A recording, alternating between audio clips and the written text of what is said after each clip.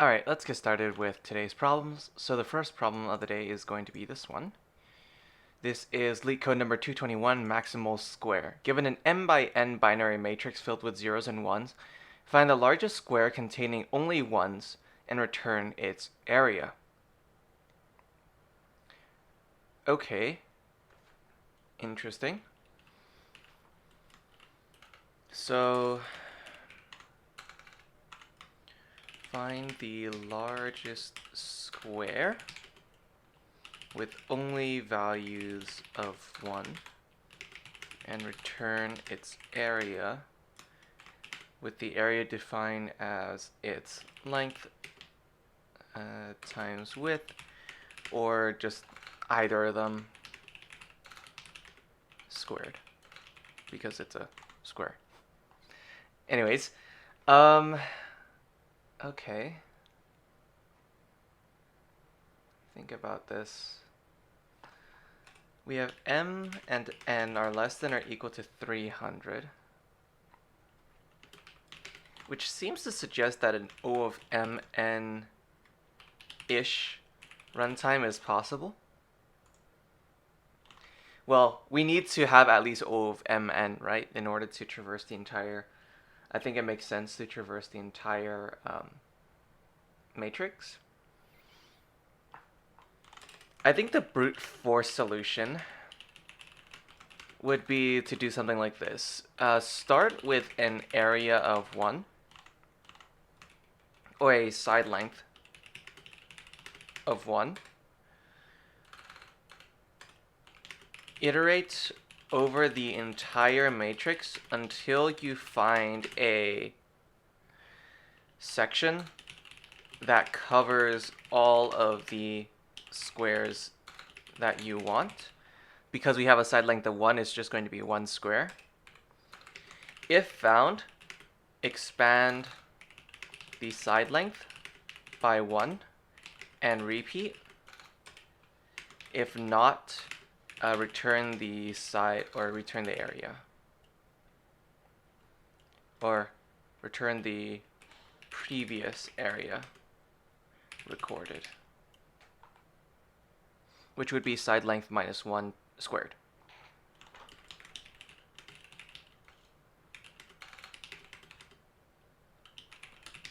Because we want the previous.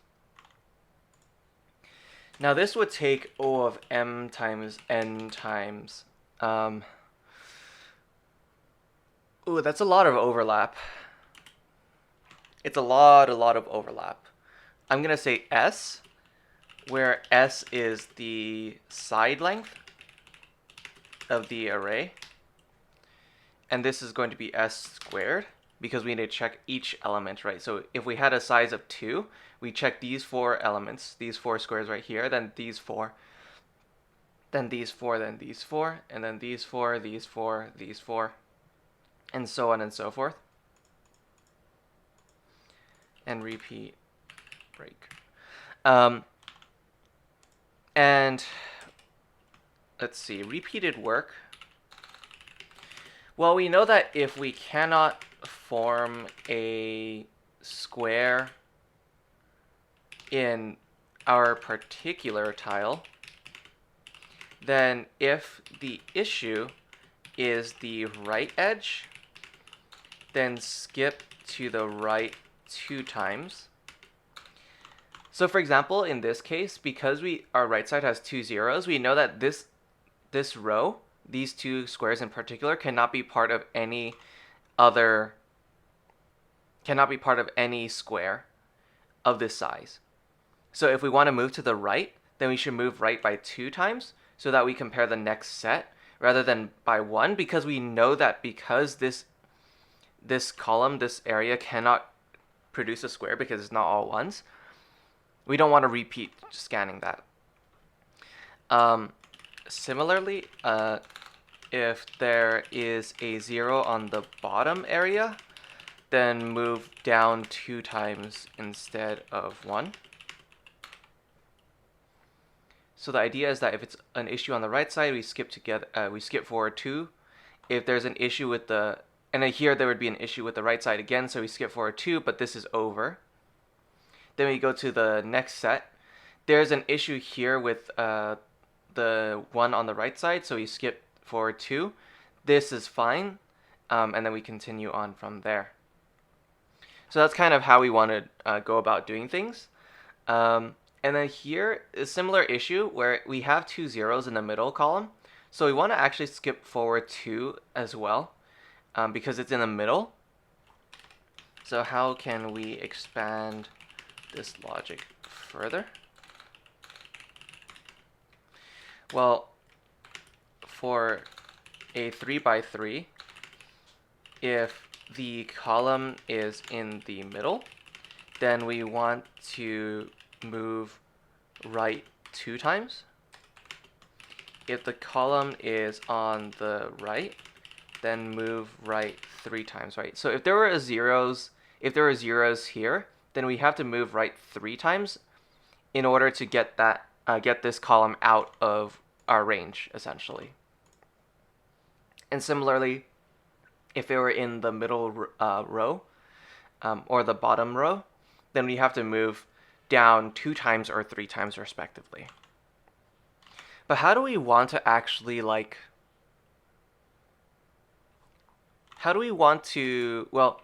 the row or column is determined by the right edge minus left edge plus 1, I think.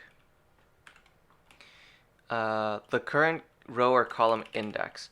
So for example, 0, 1, 2. So 2 minus 0 is 2. 2 minus 0. Ooh, do we want to do a minus 1 instead? Because that's 2. Sorry. No. We want to do right edge minus current index plus 1, right?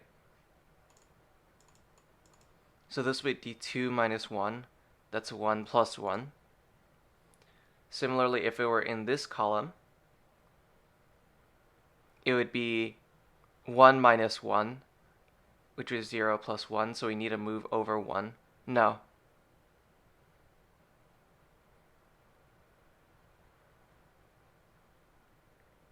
Maybe we want to do current index minus left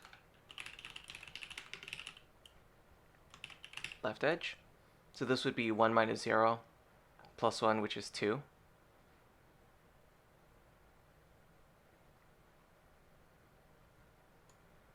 That's a current column index. And then the spaces we want to move is current is index plus 1. So for example, for this one, it would be 1 minus 0 plus 1, which would be 2. No, in that case, then it would be right minus current index. If we wanted the current column index, and then we wanted to move 1 over, right? So for example, this one would be 2 minus 1, that's 1 plus 1, that's 2. No, that's still off.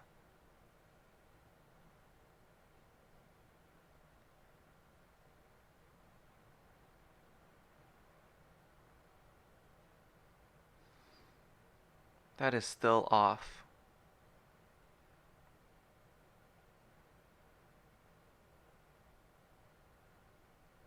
Is it to do something with the ultimate length of our the actual length of our column, like our size?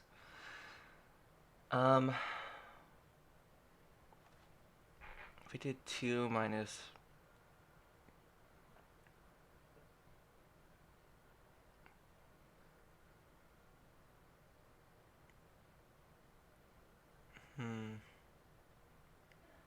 I don't know why I don't know why this is so difficult. The idea is just that we want to find out how many the index within our the index within our matrix.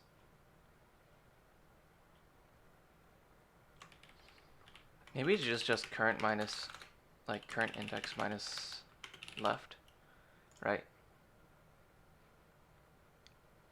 That works, I think. And then we just move accordingly to that, right? I think that works. So that will help us determine how many indices we need to move if we have a value which is 0. Is there a better way that we could accomplish this? And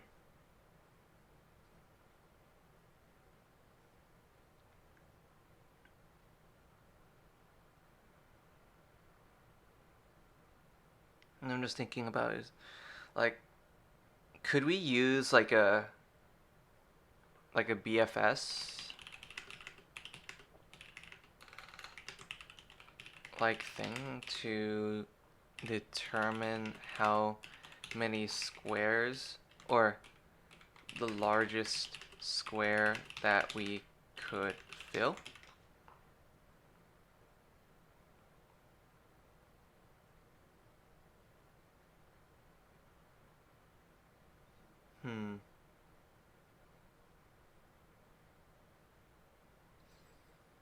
Because if we started, like, let's say at this corner, if we know that there is one value to the top and one value to the right,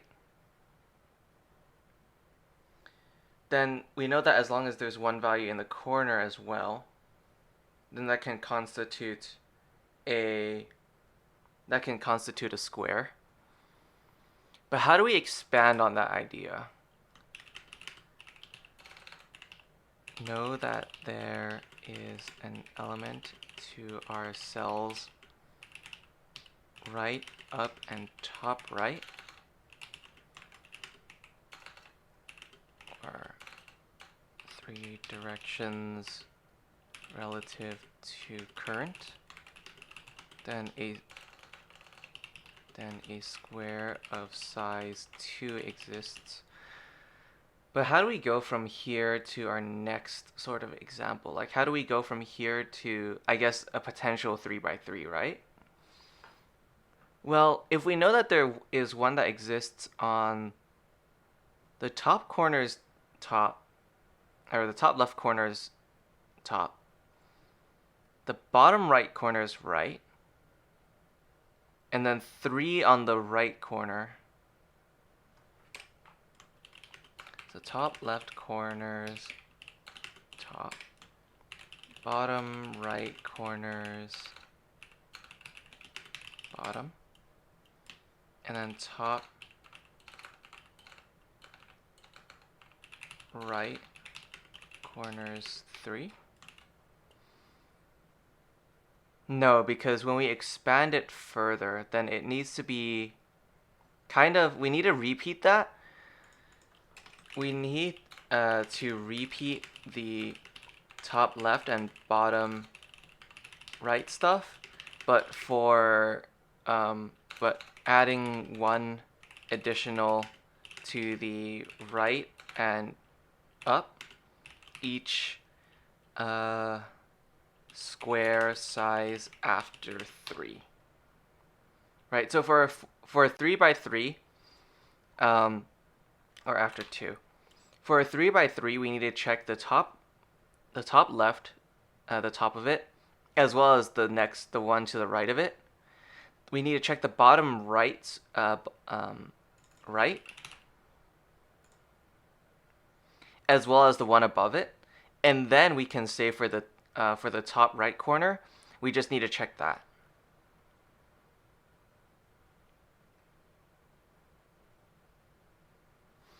Well, rather than having something so complicated, what if we say, does a cell exist with a 1 on the top and right edges of a existing cube, or square, rather?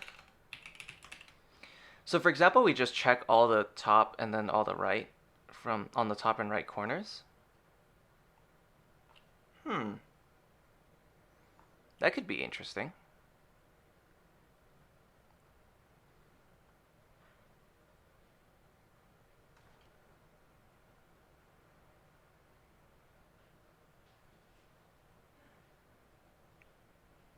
Okay, let's see if we can formulate a...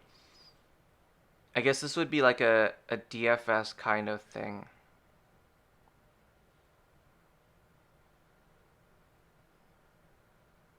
Let's see.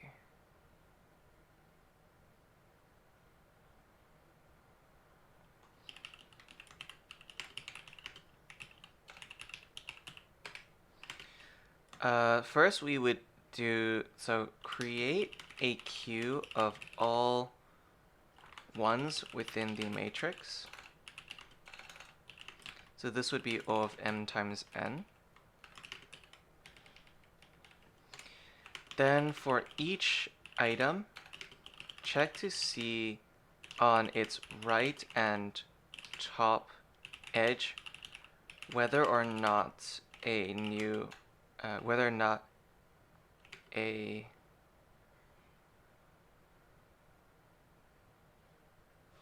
let's see.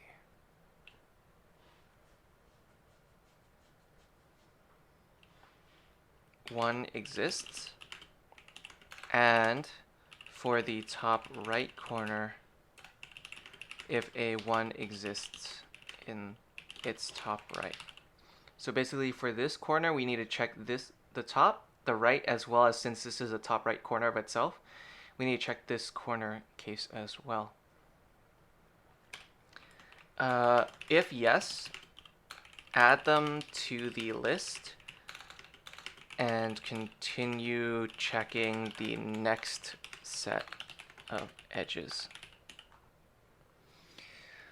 So this would be like almost like a DFS, where we check all the items.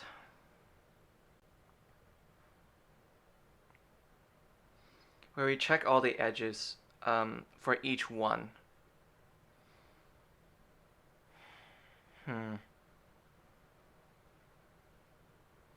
But I'm just not entirely sure how to implement this.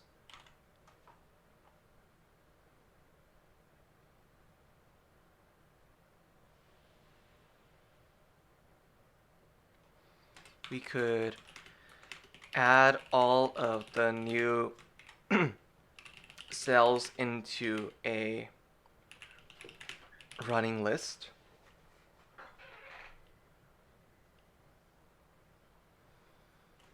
So we would, for example, here we'd add this, this, and this. We'd add all three into a list and increment some sort of running counter for side length. And then recurse on that list of cells. Okay, okay.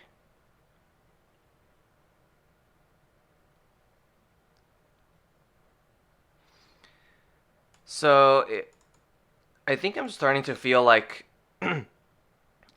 this could be a recursive solution. Basically, we recurse on a list of cells that we want to check the top and the right for.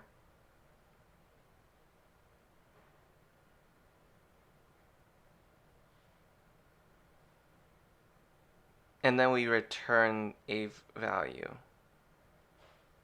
We could probably return an integer value. Returns an integer value representing the new, or the number of side lengths to add. Okay. And then we repeat this for all of them.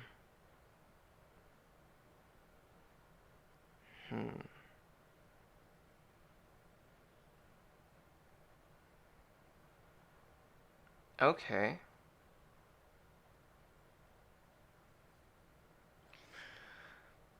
So the idea is that we check for each cell that contains a 1, we will go up and right if we can.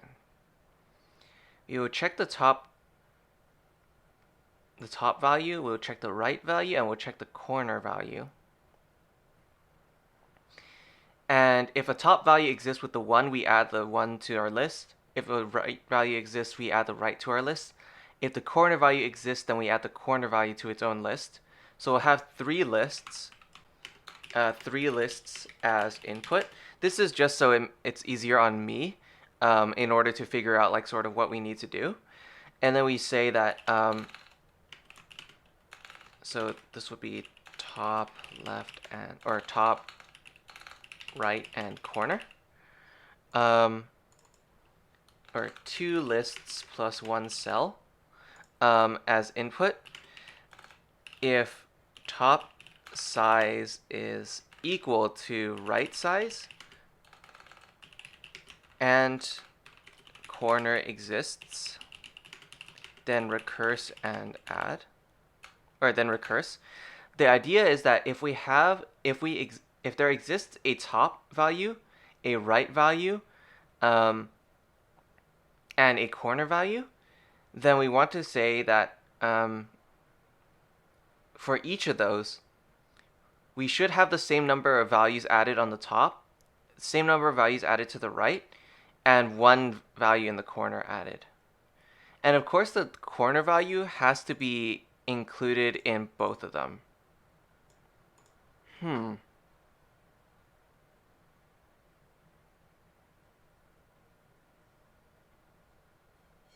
me think.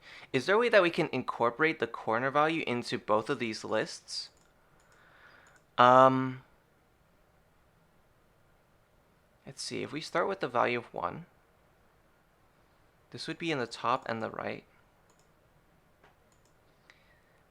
And then when we add this element, we will add this element. We will then add this element to our new top and our new right. And then this value we can add, let's say that if this is the last value in the top and the right, then we will check the corner.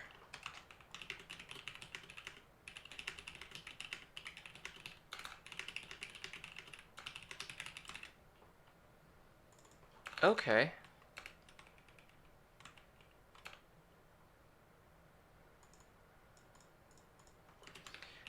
Last value in both lists are the same. Okay.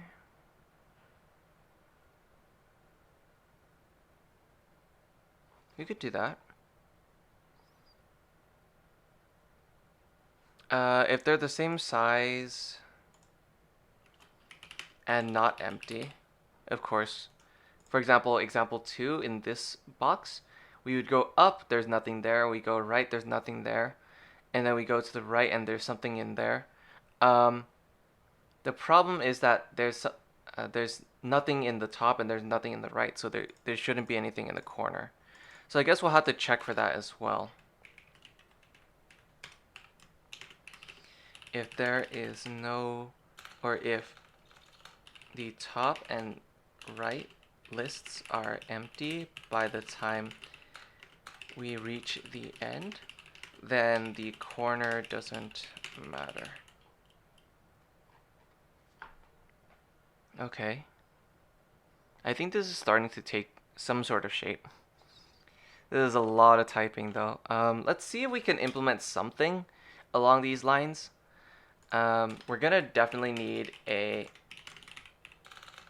helper function here. And we'll need a top, which is a list of cells, and a right, which is also a list of cells. And this returns an integer. We'll also use a data class to actually create our cell, which will have a row of int and a call of int. These will both be values because we don't plan to mutate them. And then we will say that top dot for each cell, if cell dot row minus 1 or plus 1 is less, we'll start with the is greater than or equal to 0,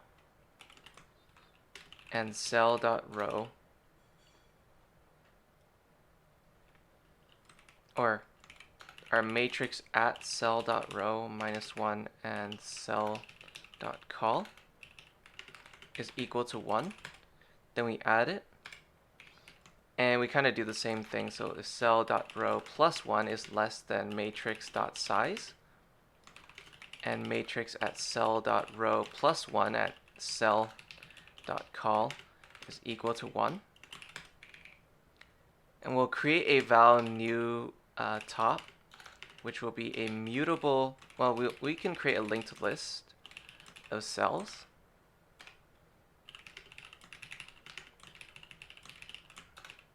And the reason why we're using a linked list rather than just a generic list, actually I think we can still reuse the list interface, right?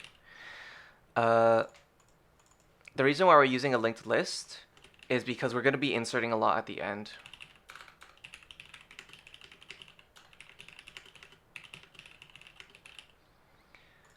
And then we can say new top dot add.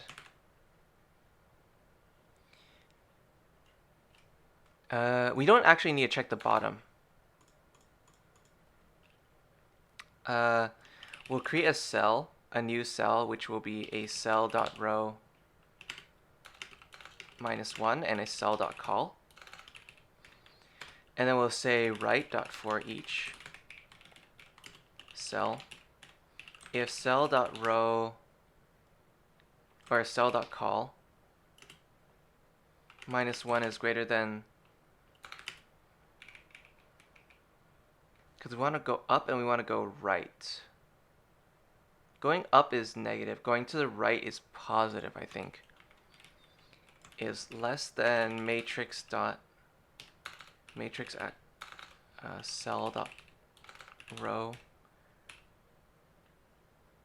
dot size, and that cell row cell call plus 1 is equal to 1.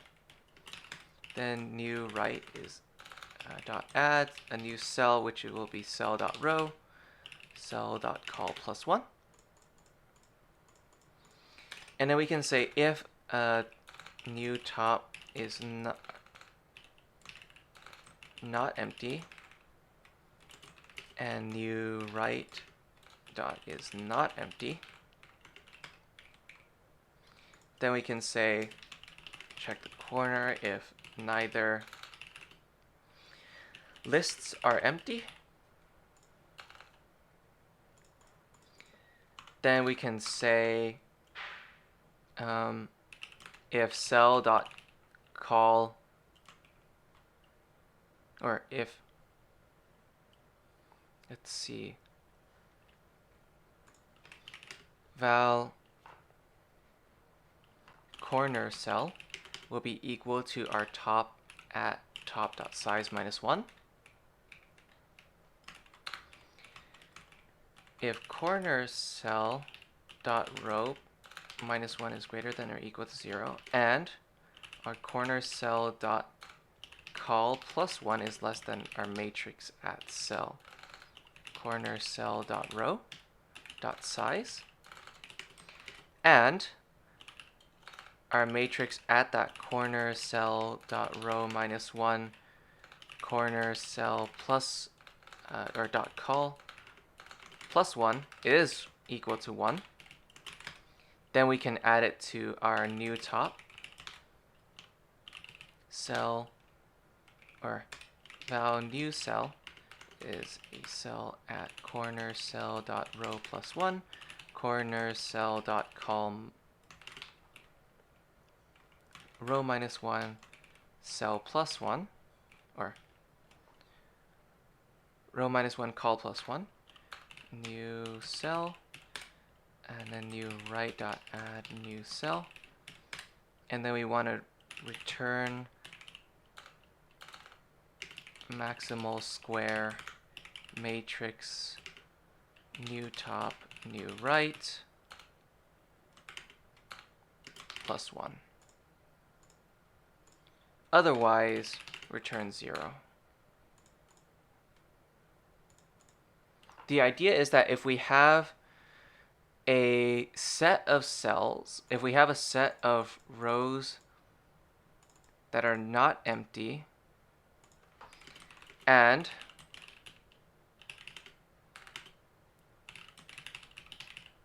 they are the same size, then we know that we've filled all of these out.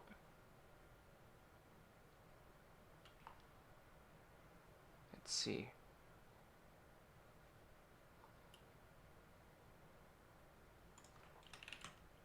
Could consider using new top.size is equal to top.size, and same for right. The idea is that we should add 1 for each that we have currently in our cell. So the sizes should be exactly the same. Yeah, the size should be the same, right? 1 to the right, one to the top, 1 to the right. And then 1 to both. And then now the next time that we recurse on it, then the size of the top and the right are 2, right? Because of the corner. So that makes sense. We could use that instead. But right now I'm just going to be comparing to make sure that they're the same size. Actually, let's just do that. New right.size is equal to right.size.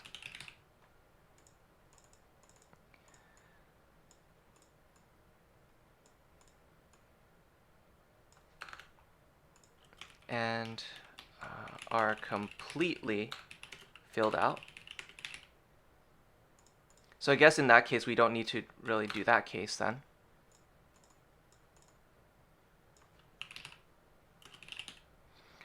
Because that sort of encompasses it, because we should never be passing in a list of size 0. And the idea is that we only really want to check the corner and do the recursion if we actually have enough values within our list to justify it. Okay, and then we have our corner cell, which is shared between both of them. And it's the last element that's always added to both of the lists, because it's the last element that we add to those lists. And then we check to see if that corner is equal to 1. And also if that row is valid first. Then we recurse on it. Otherwise, and we also add 1 because we've expanded our maximum length. Otherwise, we return 0. So, in this case, now we can say matrix dot for each indexed. We can say row index row dot for each indexed call index value. If value is equal to 1, then we can say, and we'll create a var max side length, starts at 0, then return max side length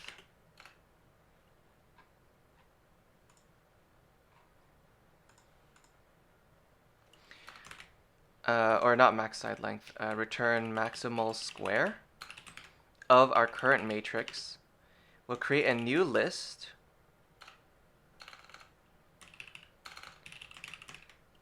which will be of a cell, and this will just add val new cell is a cell at row index call index new cell, and a list of cell with a new cell inside. I think we can actually get rid of these type suggestions because we are directly injecting the value.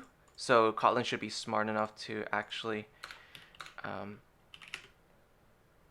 identify that. We'll say side length is that, and we'll say if side length is greater than our max side length, then max side length is equal to side length. And then here, we can return max side length times max side length. Too lazy to think about using standard library functions to do squaring stuff. And I think the squaring stuff requires 2 doubles, and it's kind of weird, so we'll just do it this way. So the idea is that we go through each cell, and we check to see if the top and the right are valid areas. Otherwise,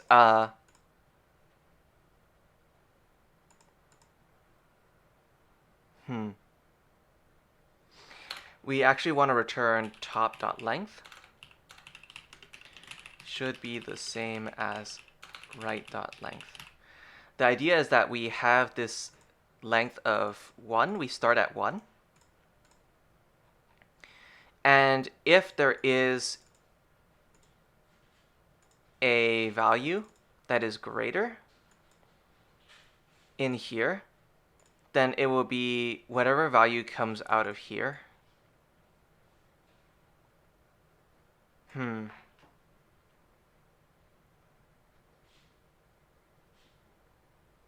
Right, so if it's greater, then it should return that. I don't think we need the +1 there, do we? No, because it'll always return the top length once it goes out. So for example, we'll run through some trash, and then we'll go through here. This value has 1 to the top and 1 to the right. And since both of these are populated, then we check the corner. So now we have a top value of this cell and this cell, and a right value of this cell and this cell. And both of those have a side length, or now have a list length of 2. We recurse on this. So now we check the top here. We check the top here, check the right here, check the right here, and check the side here. And since these are not equal, we don't check the corner, and we just return a value of 2. Because that's the top length that was passed in. And this will return 2 because that was the because we recursed on that. And then this will end up returning 2. And then since that's greater than the max side length of 0, then we can go back then we can update our max side length, and then we return that. So I think this should work. Let's go ahead and give it a run, and let's see if there are any issues with our code compiling, and then with our this should be size, not length, right? Are there any other issues? Doesn't look like it. Alternatively, we could probably also speed this up further by immediately returning at if we encounter a 0.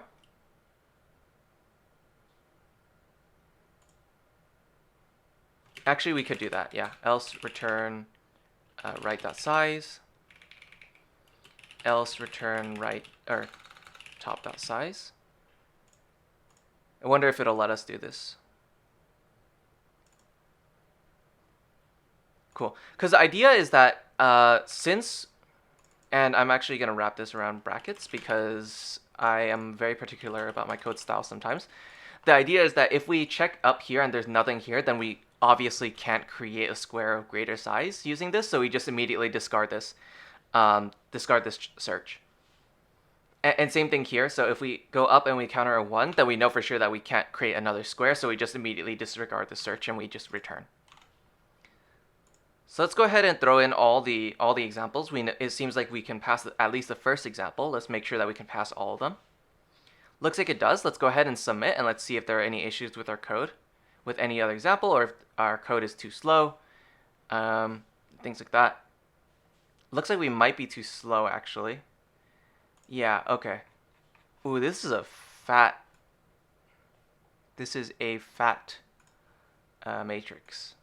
Let's say it's just all 1s.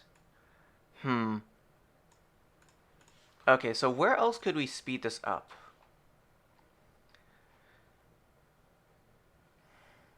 Where else could we speed this up?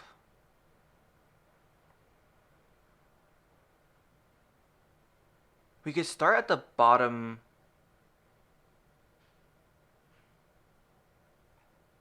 Let's see. If a value, first of all, we can start at the bottom.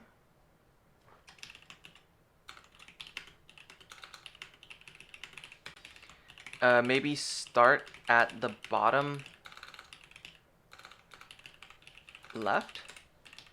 And if a value has been explored already, mark it off in another array or in another data structure and disregard it the next time we encounter. So the idea is that if we start from the bottom left, then we will expand out to the maximum from here or from wherever, right?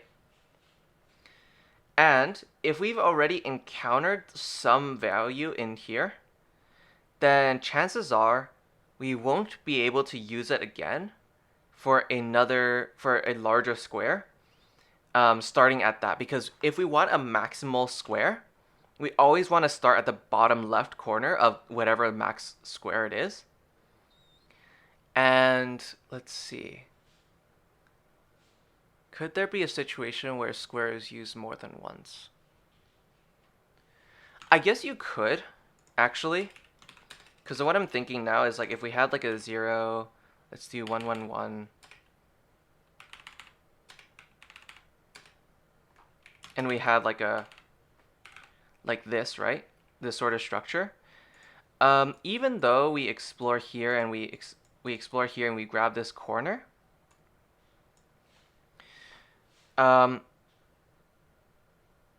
this is actually the bottom right corner of a bigger square. So we don't want to mark off all of the squares as already been explored.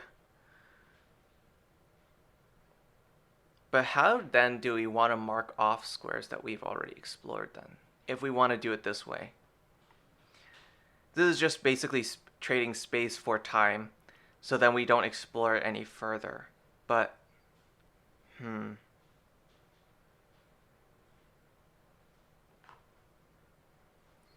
is there any way that we can guarantee that certain cells will never be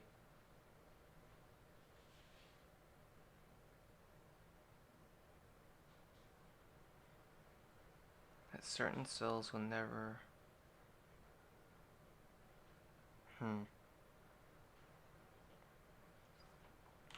There's probably something about the min of the height / width as an upper limit. So we don't want to check all of all the lists and all the rows, like the top list, the top row and the rightmost column, if we're already at the limit. But I feel like we already do an adequate job of that by returning if we hit the limit, right?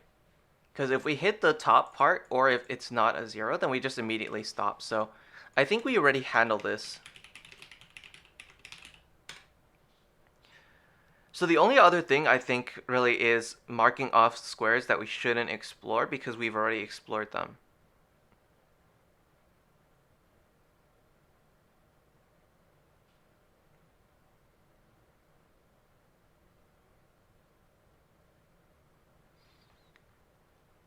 Let's see, 0, 1, 1, 1.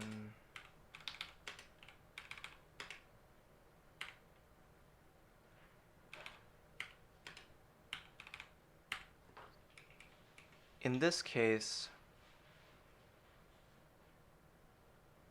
I want the top left to see if it can be part of a bigger square. I guess I could do this, right?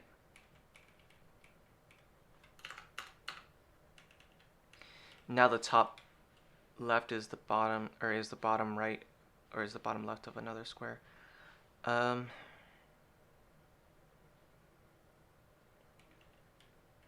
So I guess there really isn't.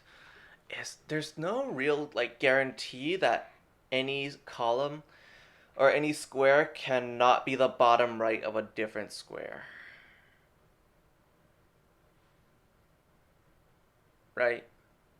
There's no guarantee there just because we've explored it.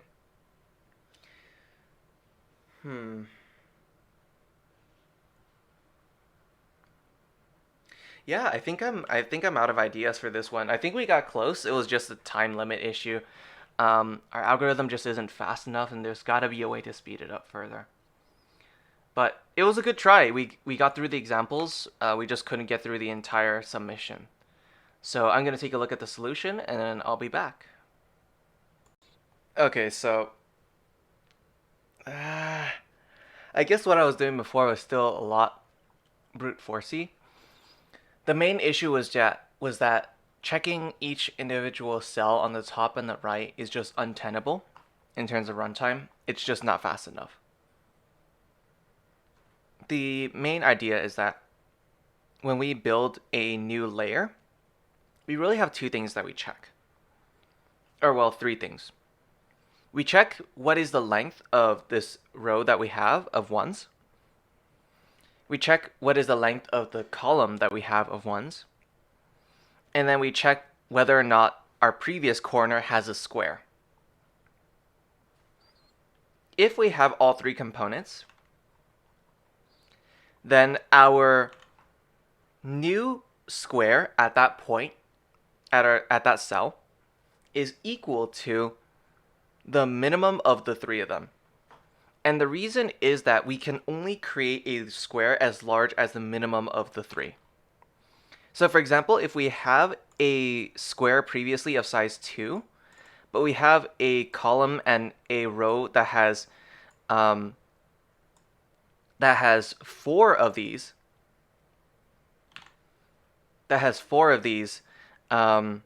ones in a row and in a column, well, our previous square was only a 2, so we can't actually create a square of size 4 as much as we want to.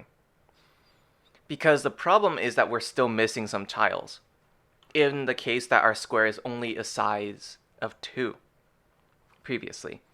So even though we have this extra long column and row, we can't do anything about it. Similarly, if we had a really large square before, let's say of size 3, we had a row of size 4, but we only had a column of size 2, well, we can't do anything there either because our column is missing some ones. So again, the maximum square that we can make at that point is determined by the minimum of either the row, the column, or the previous square. And so that's the basis of our dynamic programming based solution. The idea is that we will check and we will basically cache the size of our previous row, the size of our previous column, and the size of our previous square, essentially. And those are the three main components for our dynamic programming. And of course, when we create a square, we know that at that point, then in that cell, that we have at least a width, a column of that size and a row of that size. So that's why we can do something like this. Furthermore, we can take the dynamic programming idea and go one step further. The main idea of this is that within our iteration, we are going row by row, and within each row, column by column. And we're only really overriding it at that point.